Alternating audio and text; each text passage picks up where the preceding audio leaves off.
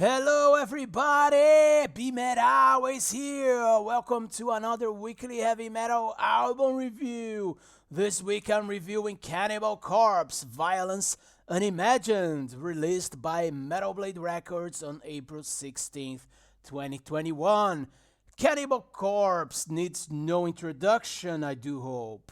The American death metal band has been around since 1989 and has released 14 studio albums before Violence Unimagined. As of 2015, they achieved worldwide sales of over 2 million units of all their albums combined, making them the top-selling death metal band of all time. They have had several lineup changes since their inception, with bassist Alex Webster and drummer Paul Mazurkiewicz as the only constant members. Chris Barnes was, of course, the singer on their first 4 albums and then replaced by Corpse Grinder, who debuted on 1996 album Vile, and it's with the band until today. Violence Unimagined is now their 15th studio album. It is the band's first album in nearly 4 years since Red Before Black, the longest gap between 2 records in their career. Now, this is also the first studio album to feature producer Eric Rutan on lead guitar, replaced Pat O'Brien in February 2021 after nearly 2 years of filling in for him on tour. Violence Unimagined features 11 tracks and clocks in at 43 minutes. The album has, of course, 2 album covers for censorship reasons, given that the striking artwork from Vince Luck depicts a mother eating her own baby. So, of course, they needed a second cover to be an alternative for this one.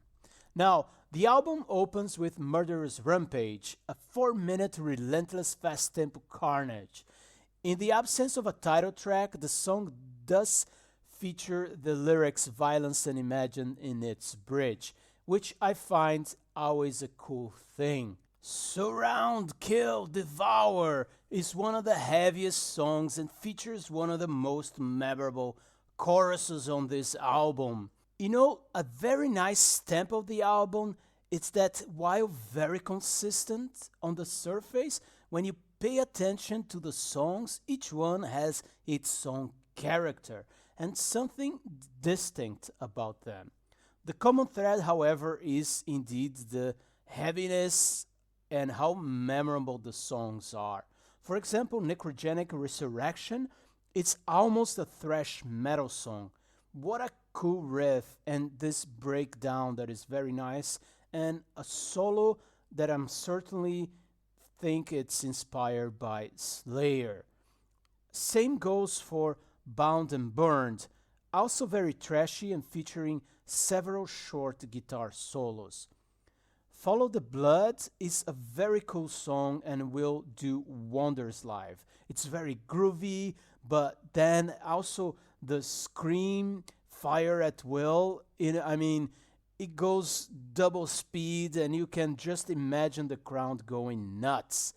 It's almost a prog death metal song with tempo changes and some subtle but cool bass lines. Lyric-wise, we know what to expect. Songs like Cerements of the Flayed says it all. Slowly Song feels like a description of a horror movie scene, and it works, because it's fucking frightening and forms a scary picture in your head. Inhumane Harvest, a song about organ harvesting and trafficking, was the first single on the album. So with those examples, you get the picture what the lyrics are all about. Now, the new member Eric wrote 3 full songs, and while slightly different, they are trademark Cannibal Corpse as well. Condemnation Contagion, which marks another song of thousands to come in the future, I'm sure, about the pandemic.